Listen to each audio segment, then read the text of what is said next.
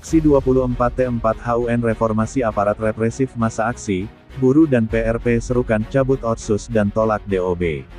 Pres RELEASE. Galang persatuan rakyat sudahi kekuasaan oligarki. Sudah 20 tahun pasca reformasi kondisi rakyat pekerja di Indonesia tidak baik-baik saja. Apalagi dalam beberapa waktu belakangan ini kehidupan rakyat pekerja di Indonesia semakin dipersulit dengan kebijakan-kebijakan yang dikeluarkan oleh pemerintahan oligarki yang dipimpin Jokowi Ma'ruf.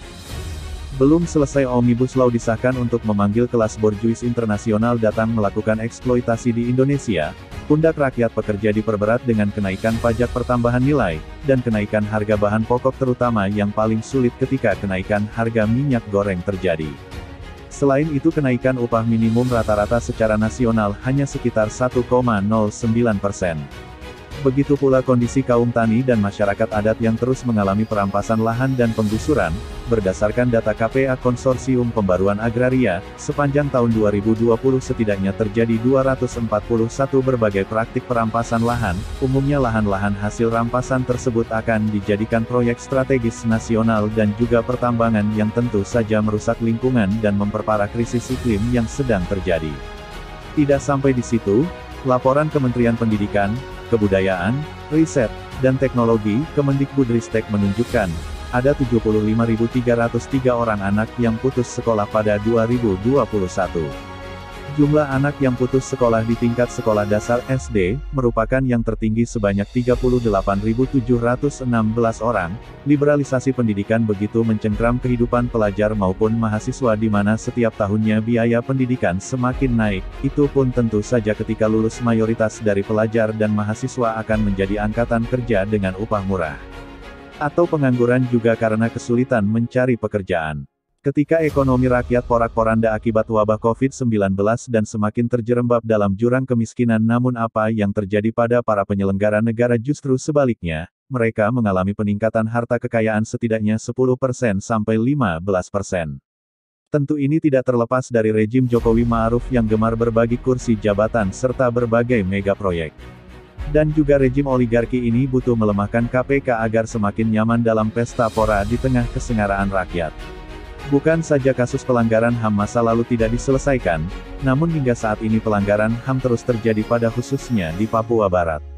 Rakyat Papua yang menolak Otsus Jilid 2 serta pemekaran wilayah mengalami represi maupun kriminalisasi para aktivis yang menyuarakan penolakan tersebut.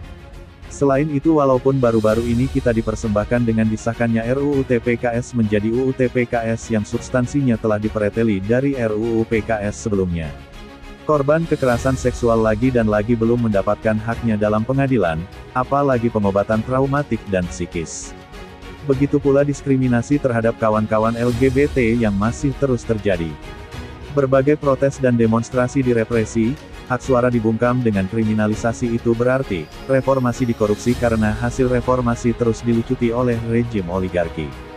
Bertepatan dengan memperingati Hari Buruh Sedunia, Hari Pendidikan Nasional sekaligus momentum 24 tahun reformasi pada tanggal 21 Mei tahun 2022. Dalam merespon permasalahan dan ketertindasan yang dialami rakyat di Indonesia, berbagai organisasi gerakan yang tergabung dalam Koordinator Aksi tanggal 21 Mei mengadakan aksi massa yang dipusatkan di Istana Negara Jakarta Pusat. Menyatakan sikap sebagai berikut. 1. Hentikan perampasan lahan petani dan masyarakat adat dan jalankan reforma agraria sejati. 2. Cabut Omnibus Law dan tolak RUU P3. 3. Tolak kenaikan harga bahan pokok. 4. Wujudkan pendidikan gratis, ilmiah, demokratis dan bervisi kerakyatan. 5. Cabut otonomi khusus Jilid 2 dan tolak pemekaran DOB. 6. Berikan jaminan sosial yang berkualitas bagi seluruh rakyat. 7. Hentikan kriminalisasi aktivis pro-demokrasi.